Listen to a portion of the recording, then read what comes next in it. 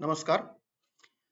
आज आपण मार्केटमध्ये जो काही मोठा फॉल आलेला आहे, तो फॉल का बरं आलेला आहे यावर विचार करू. त्याची कारणं जाणून घ्यायचा प्रयत्न करू. सर्वप्रथम फॉल किती प्रमाणात मोठ्या प्रमाणात आलाय ते बघू. सेन्सेक्स आज -1.23% म्हणजे 906 पॉईंट क्लोज झाला 72,761 ला. निफ्टी 50 हा -1.51 पॉईंट्स म्हणजे 21,997 या पॉईंट्सला क्लोज झाला. 22,000च्या खाली क्लोज झाला. निफ्टी बँक हा -0.64% डाऊन क्लोज झाला. 301 पॉईंटनी घसरला 46,981 ला. आणि निफ्टी मिड कॅप 100 हा -4.4% पडला. 2115 पॉईंट पडला. टोटल आज क्लोज झाला 45,971. आता हे एवढा मोठा फॉल का आलेला आहे? एक तर हा मार्च महिना आहे. मार्च महिन्यामध्ये मार्केट थोडेसे डायसीच असतात. बरेच कारण असतात त्याला. त्यात हे इलेक्शन इयर आहे. इलेक्शन कधीही जाहीर होऊ शकतं. परवा सुप्रीम कोर्टाने इलेक्ट्रोल बॉन्ड्सचा निर्णय रद्द केला. 2017 साली केंद्र सरकारने घेतलेला. आणि स्टेट बँक ऑफ इंडियाला सर्व इलेक्ट्रल बॉन्ड्स विक्रीची यादी चीफ इलेक्शन कमिशन किंवा सीईसी ऑफिसला द्यायला सांगितली. आणि सीईसी ऑफिसने ती यादी 15 तारखेला संध्याकाळी 5 वाजेपर्यंत त्यांच्या वेबसाईटवर प्रसिद्ध करावी असं सांगण्यात आलं. याच्यामुळे जे काही ज्ञात अज्ञात देणगीदार आहेत, आपल्या स्टेट बँक ऑफ इंडियामध्ये जे इलेक्शन फंडिंग करतात किंवा विविध पॉलिटिकल पार्टीजला फंडिंग करतात, त्यांची सगळी माहिती आता 15 तारखेला संध्याकाळपासून उपलब्ध होणार आहे. याच्यात थोडंसं सेंटिमेंट याच्यामुळे मार्केटचं बिघडलं. त्यात भरीसभर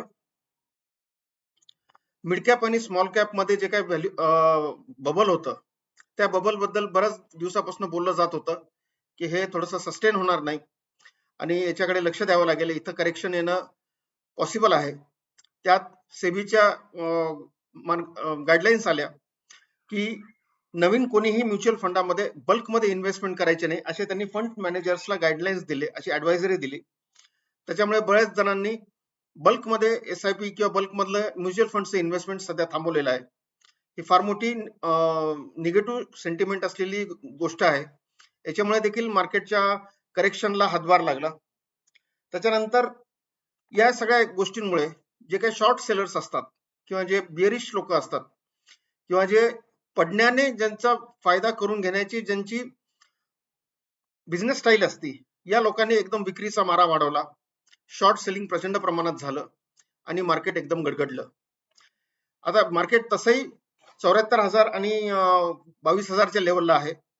याच्यातली 1% जरी करेक्शन आपण कधी पण पकडलं तरी 750च्या वरच राहील ती. निफ्टी सेन्सेक्सला आणि निफ्टी 50ला 22,000चं जरी म्हटलं तरी 220च्या वरच राहील. तर का 1% करेक्शन हा येणारच म्हणजे नॉर्मल आहे.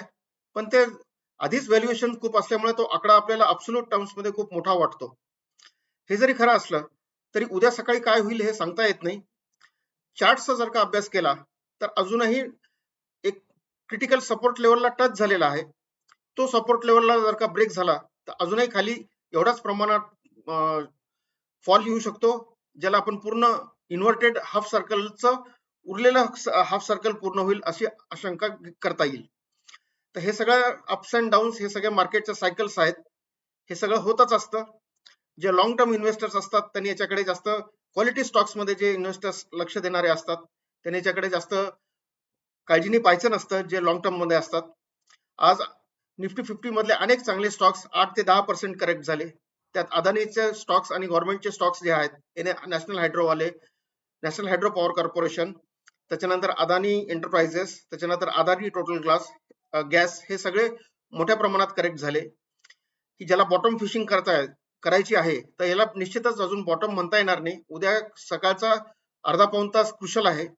त्याच्यानंतर जे अजून इन्व्हेस्ट करू इच्छित आहेत ऑन एव्हरी फॉल, त्यांनी त्याचा कॉल घ्यावा, नाही तर थोडंसं वाट पाहणं श्रेयस्कर राहील.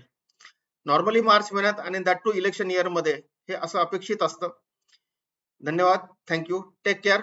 आपल्याला हे विश्लेषण कसं वाटलं हे मला फीडबॅक द्या. थँक्यू.